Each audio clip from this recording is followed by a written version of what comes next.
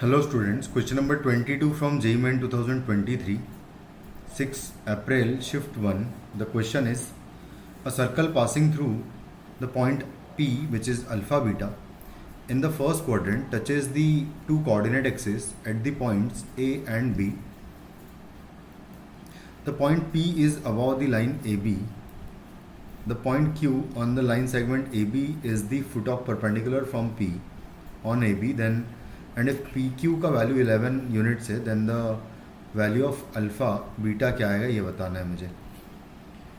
तो हम क्या करेंगे कि सबसे पहले एक डायग्राम अगर बनाया जाए तो कुछ इस तरीके से मान लेते हैं कि एक सर्कल होगा हमारा। उसके बाद फिर ये कुछ कोऑर्डिनेट एक्सिस दोनों बना लेते हैं।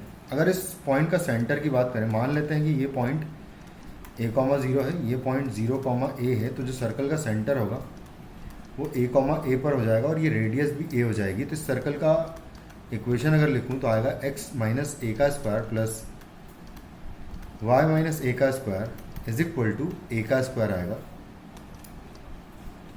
इसको सॉल्व करूं अगर तो यहाँ से आ जाएगा x square plus y square minus 2ax आएगा, माइनस 2ay आएगा और प्लस 2a स्क्वायर आएगा। तो यहाँ पर सिर्फ a स्क्वायर बचेगा, सामने वाला एक कैंसिल आउट हो जाएगा। तो ये हमारे पास इक्वेशन ऑफ सर्कल आ जाएगा। अब यहाँ पर क्या हो रहा है कि एक पॉइंट है P जो कि यहाँ पर कहीं सर्कल पर है, जो कि अल्फ़ा बीटा पॉइंट है। वहाँ से foot of perpendicular basically Q point है इस लाइन AB पर, इसको AB कहूँ तो मैं। और इस AB की इक्वेशन की बात करें अगर तो equation of AB line equal to हो जाएगा x plus Y is equal to A, क्योंकि हमेशा इस लाइन पर x plus Y equal to A है, क्योंकि यहाँ पर भी दोनों का समेशन ए है, यहाँ पर भी दोनों का समेशन ए है। और 2 पॉइंट फॉर्म से वैसे भी अगर निकालेंगे इक्वेशन तो ये आ जाएगी बिल्कुल बिंदास तरीके से। अब हम इक्वेशन ऑफ AB आ गया है, अल्फ़ा बीटा पॉइंट है मेरे पास, तो मैं इस Q पॉइंट के coordinates alpha dash and beta dash assume करूँगा। और उसके बाद फिर हम क्या करेंगे, देखो कि इसमें फुट ऑफ परपेंडिकुलर इस लाइन पर मुझे निकालना है, तो उसका डायरेक्टली फुट ऑफ परपेंडिकुलर का इक्वेशन लिखूँगा मैं। तो alpha dash minus alpha divided by 1 आएगा equal to beta dash minus beta divided by 1 is equal to minus 1 times आएगा। यहाँ पर अल्फ़ा बीटा सेटिस्फाई कर देंगे अगर तो आएगा अल्फ़ा प्लस बीटा माइनस ए हो जाएगा इस लाइन में सेटिस्फाई करने पर, और डिवाइडेड बाय आएगा 2, 1 का स्क्वायर प्लस 1 का स्क्वायर। यहाँ से अल्फ़ा डैश का वैल्यू आ जाएगा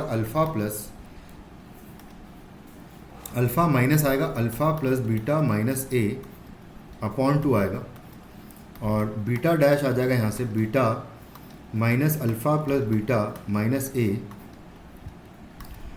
अपॉन 2 आ जाएगा। या फिर डायरेक्टली वैसे इसी की इक्वेशन रहने देते हैं, यहाँ पर एक काम करते हैं कि ऐसे ही लिख लेते हैं कि अल्फ़ा डैश माइनस अल्फ़ा का वैल्यू ये हो जाएगा और बीटा डैश माइनस बीटा का वैल्यू भी ये आ जाएगा। अब ये अल्फ़ा बीटा जो पॉइंट है वो इस इक्वेशन पर लाई कर रहा है, इस सर्कल पर, तो इसकी इक्वेशन को सेटिस्फाई करेगा। तो उसमें जब सेटिस्फाई करेंगे तो यहाँ से आएगा alpha square plus beta square minus 2a alpha minus 2a beta plus आएगा a स्क्वायर का वैल्यू इक्वल टू 0 हो जाएगा। यहाँ से इसको हम लोग यूज़ करने वाले हैं, क्योंकि अब मैं इन दोनों के बीच की डिस्टेंस निकालता हूँ जो ऑलरेडी मुझे गिवन है कि 11 यूनिट्स है। तो मैं पी क्यू का स्क्वायर अगर लिखूँगा तो आएगा अल्फ़ा डैश माइनस अल्फ़ा का स्क्वायर प्लस आएगा बीटा डैश माइनस बीटा का होल स्क्वायर, ये हो जाएगा। और इसका वैल्यू आ जाएगा 121, क्योंकि पी क्यू का स्क्वायर है, पी क्यू का स्क्वायर यानी कि 11 का स्क्वायर हो जाएगा 121। यहाँ पर अल्फ़ा डैश माइनस अल्फ़ा की वैल्यू और बीटा डैश माइनस बीटा की वैल्यू दोनों में क्योंकि सेम है वो दोनों पुट कर दूंगा।